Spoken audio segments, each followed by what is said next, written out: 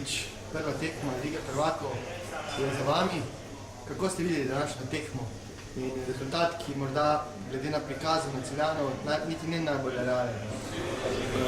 To mi najboljše žal ostaje za tim rezultatom. Nije realan, ali ako izađemo, pogledamo ovaj video i pogledamo te greške da smo ih radili na pake, ako to popravimo može to bude jako dobro, i upam da je ova utakmica bila dobra škola za ove moje fanti i da već u sljedećoj tekmi možemo da popravimo to mnogo već u sredu protiv Gorenja, ali nije realno. 5-40 minuta smo bili partner, imali smo tri priložnosti za izjednačenje, nismo iskoristili, imali smo igrača više, ne mogu sad iz glave tačno da vam kažem, ali mislim da smo primili tri gola na igrača više, a nismo ga dali, i to su velike napake koje Evropa ne trpi, tako to mora da popravimo i mislim da onda možemo da se upamo ovako malo mi ostaje žal, malo ostaje gorko kad se pogleda rezultat 10 razlike, ali meni se čini preveliko, ali šta je tu je.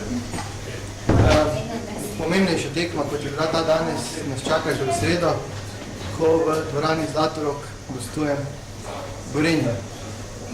Kaj pričakujete in ali se že pripravljate na to tekmo? Pa jako pomembna tekma za nas i mislim da je došlo vreme da damo sve od sebe i više od maksimuma, da nadoknadimo i sad i gubitak Potočnika i gubitak Žvižeja i da pokušamo da zmagamo to Gorenje. Neće biti lako, pozivam Florijana da dođu, da pokušamo sa što više uz punu dvoranu da zmagamo Gorenje. Torej ste za pristopom fantov na današnji tekmi vseeno zadovoljni?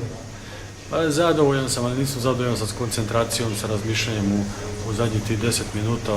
To je moralo da bude mnogo bolje, mnogo skoncentrisanije i ne bi bilo ovako težak poraz na kraju.